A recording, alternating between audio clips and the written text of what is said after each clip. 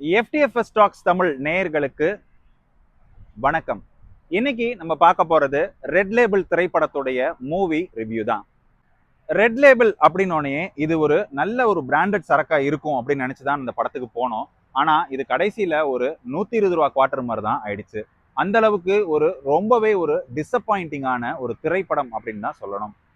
Lenin தயாரிப்புல, Lenin நடிப்புல, KR வினோத்தோடைய இயக்கத்துல உருவாயிருக்கிற இந்த திரைப்படத்துல ஆர்பி உதயகுமார், முனிஷ்காந்த் போன்ற ஆர்டிஸ்ட்லாம் நடிச்சிருக்காங்க.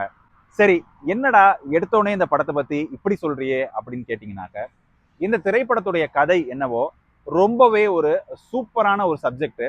ஆனா இந்த திரைப்படத்துல நடிச்சிருக்கிற லெனின் தன்னுடைய முதிர்ச்சி இல்லாத அந்த நடிப்புனால இந்த திரைப்படத்தை டோட்டலா வாஷ் அவுட் பண்ணிட்டாங்க அப்படின்னு தான் சொல்லணும். அந்த அளவுக்கு நடிப்பின் மீது ஒரு நாட்டமே இல்லாம, முக பாவனைகள்ல எந்தவித எமோஷன்ஸும் இல்லாம அப்படியே ஒரு மாதிரி பிளாட்டா போச்சு இந்த திரைப்படம். சினிமால நடிக்கணும் அப்படிங்கிறது எல்லாருக்குமே ஒரு மிகப்பெரிய ஒரு கனவு தாங்க. அது தப்பு கிடையாது. அந்த கனவை நம்ம நிறைவேற்றிக்கணும்னா அதற்கு நிறைய ஹார்ட் ஒர்க் பண்ணணும், நிறைய கிரவுண்ட் ஒர்க் பண்ணணும்.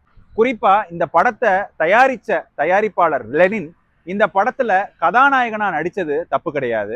ஆனா அவர் கதாநாயகனா நடிப்பதற்கு முன்பு நிறைய பட்டறைகளுக்கு போய் நடிப்பை பழகிட்டு அதன் பிறகு நடித்திருந்தால் இந்த திரைப்படத்துடைய அவுட்கம் அப்படிங்கிறது ரொம்பவே நல்லா இருந்திருக்கும் அப்படின்னு தான் சொல்லுவேன். ஏன்னா அவருடைய அனுபவம் இல்லாத அந்த நடிப்பு தான் இந்த திரைப்படத்தையே ஒண்ணுமில்லாமல் ஆக்கி விட்டுச்சு, உப்பு சப்பு இல்லாத ஒரு திரைப்படமா மாற்றிடுச்சு அப்படின்னு சொல்றேன். சரி, இந்த திரைப்படத்துடைய கதை என்ன அப்படிங்கிறத பார்க்கலாம். அதாவது ஒவ்வொரு கல்லூரிகள்லுமே யார் சேர்மேன் ஆகணும் அப்படிங்கிறதுக்கு ஒரு பெரிய போட்டா போட்டி நடக்கும். அதுல நிறைய தமிழ் சினிமால காண்பிச்ச மாதிரி ஒரு பெரிய எம்எல்ஏ, ஒரு அரசியல் வாரிசோட பையன் நிப்பாரு. மறுபக்கம் வசதி இல்லாத நேர்மையான ஒரு நபர் போட்டியிடுவாரு. இது காலகாலமா இருக்கக்கூடிய ஒரு ஃபார்மேட் தான். ஆனா இந்த திரைப்படத்துல என்ன சொல்றாங்க அப்படின்னாக்க, இந்த திரைப்படத்துடைய ஹீரோ இந்த கல்லூரி படிப்பை முடித்து விட்டு அவர் வெளியில போயிடுறாரு வேலைக்கு. அதன் பிறகு இந்த கல்லூரியில ஒரு சேர்மன் போஸ்டிங்க்கு ஒரு எலெக்ஷன் நடக்குது. அந்த எலெக்ஷன்ல சிட்டிங் அமைச்சர், அதாவது ஆர்வி உதயகுமார் தான் சிட்டிங் அமைச்சரா நடிச்சிருக்காரு. அவருடைய மகன் அந்த கல்லூரியில சேர்மனுக்கு போட்டியிடுறாரு. யாருமே தன்னை எதிர்த்து போட்டியிட மாட்டார்கள் அப்படின்னு நினைச்சுக்கிட்டு இருக்கும்போதுதான் திடீர்னு ஒருத்தர் போட்டியிடுறாரு. அவர் யாரு அப்படின்னாக்க, அந்த காலேஜ்ல அந்த எம்எல்ஏ பையனால பாதிக்கப்பட்டவங்க எல்லாரும் சேர்ந்து அந்த காலேஜ்ல நற்பெயர் சம்பாரிச்ச ஒரு சாதாரண ஒரு பையனை கூப்பிட்டு அந்த எலெக்ஷன்ல நீங்க நில்லுங்க, எங்களுடைய ஸ்டாஃப் எல்லாருமே உங்களுக்கு நாங்க சப்போர்ட் பண்றோம் அப்படின்னு சொல்லி அவங்களுக்கு ஒரு மிகப்பெரிய சப்போர்ட் ஆதரவு கொடுத்து நிக்க வைக்கிறாங்க. ஆனா அவங்க அவ்வளோ பெரிய ஒரு ஆளுமை மிக்க ஒருத்தரை எதிர்த்து நிக்கிறதுங்கிறது சாத்தியமே இல்லை. அப்படிங்கிறதுனால இந்த எக்ஸ் காலேஜ் ஸ்டூடெண்ட்ல ஜெயிச்ச நம்மளுடைய ஹீரோ லெனினை காலேஜ்குள்ளார கூப்பிடுறாங்க. கூப்பிட்டு இந்த பையனை எப்படியா ஜெயிக்க வை அப்படின்னு சொல்லி அவனுக்கு அந்த அசைன்மெண்ட் கொடுக்குறாங்க.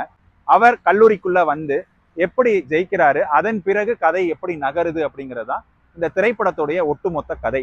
இதை ரொம்பவே சுவாரஸ்யமா நகர்த்தி இருக்க முடியும், ஆனா நகர்த்தல இயக்குனர்.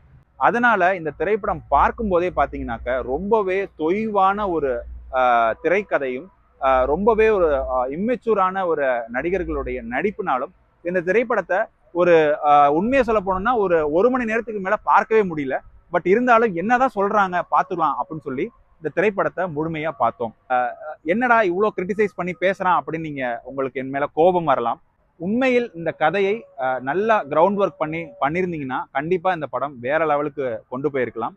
தவற விட்டது தயாரிப்பாளர் மற்றும் இயக்குனருடைய தவறு. சரி மக்களே, உங்களுக்கு இன்னைக்கு ரெட் லேபிள் திரைப்படத்துடைய ரிவ்யூ பிடிச்சிருந்தது அப்படின்னாக்க லைக் பண்ணி சப்ஸ்கிரைப் பண்ணி உங்களுடைய கமெண்ட்ஸை சொல்லுங்க. மீண்டும் வேறொரு திரைப்படத்துடைய மூவி ரிவ்யூல நான் உங்களை சந்திக்கிறேன். அதுவரை உங்களிடமிருந்து விடைபெறுவது நான் உங்கள் அபராஜித்தன்.